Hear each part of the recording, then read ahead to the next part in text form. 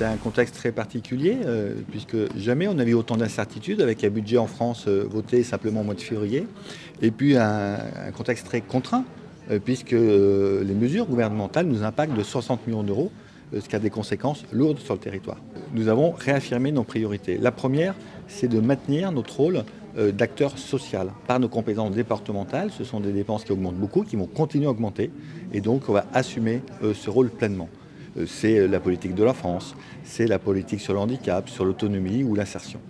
La deuxième priorité, c'est le logement. On manque de logements sur toutes les grandes métropoles de France et on va continuer à faire les efforts pour construire le maximum de logements.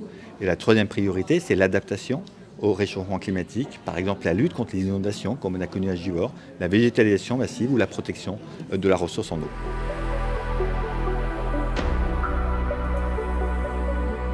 Nous avons naturellement baissé des budgets plutôt par la discussion avec nos partenaires. Quand on a baissé plutôt les grosses structures, on a travaillé pendant des mois et des mois pour trouver l'équilibre qui était acceptable pour que ces structures continuent à assumer pleinement leur rôle, qu'elles soient sportives, culturelles ou économiques. Il y a un travail fait sur les ressources humaines, on ne remplace plus tous les départs à la retraite par exemple, en termes de masse salariale. On a fait un très gros effort par exemple sur le budget de communication. Entre 2023 et 2025, c'est 7 millions d'euros de moins sur la communication, avec par exemple, nous avons renoncé à la présence sur beaucoup de salons professionnels.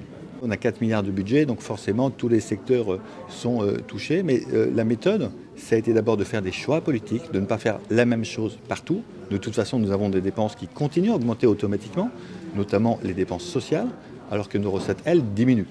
Donc il y a des endroits où on a dû faire plus d'efforts. On a travaillé avec les acteurs pendant 10 mois pour accompagner et pour ne pas avoir des répercussions négatives sur le territoire. C'est des centaines et des centaines de mesures pour arriver à diminuer nos dépenses de fonctionnement.